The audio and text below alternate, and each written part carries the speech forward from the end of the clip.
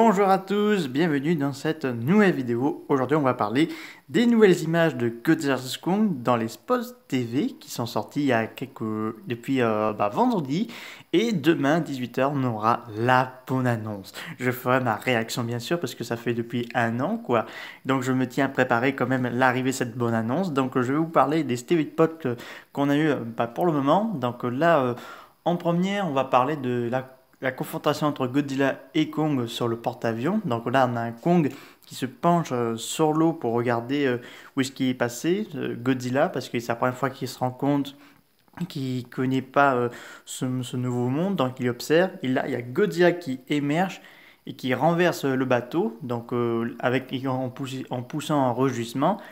La deuxième spot TV, c'est un Kong enchaîné qui tend le doigt avec le bras d'une jeune fille. J'ai vu ça, donc un Kong enchaîné. Donc là, une scène qui pourrait être émouvante parce que Agathe Whitman a annoncé que le film sera violent, mais aussi émotionnellement non seulement pour les humains, mais surtout sur les kaiju. Donc voilà. La troisième spot TV, c'est un Godzilla qui lance son rayon atomique sur la hache de Kong, et j'ai l'impression que la hache de Kong absorbe le rayon atomique de Godzilla. Donc là, je crains un peu le pire parce qu'apparemment, soi-disant, Kong serait le gentil et Godzilla le méchant. Mais personnellement, on peut pas faire un Godzilla méchant parce qu'il a sauvé la Terre de King Ghidorah et bien d'autres encore. Donc ce serait un peu bête de faire un Godzilla méchant. Et donc voilà. Donc l'autre spot TV, c'est elle montre Millie Bobby Brown avec son tout nouveau copain de Deadpool 2 qui vont monter dans un camion, ils vont aller quelque part. En tout cas, j'ai vu que la scène, ça se passait en Floride. Et bien avant cette scène-là, ils avaient montré un post, donc c'est sûrement Skull Island, et que ça va nous emmener dans un autre spot TV. Donc une personne qui montre une statue miniature de Kong devant King Kong, donc une scène en plein jour.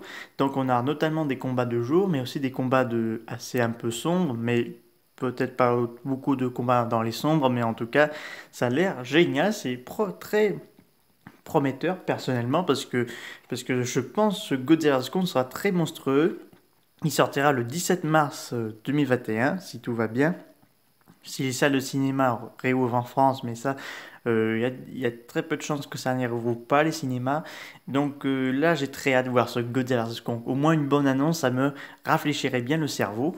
Donc surtout, j'ai trop hâte. Qu'est-ce que ça va dire? Ils vont pas tout dévoiler, sûrement pas. Ils vont sûrement dévoiler au fur et à mesure que ça sort, notamment sur Obox Max et au cinéma.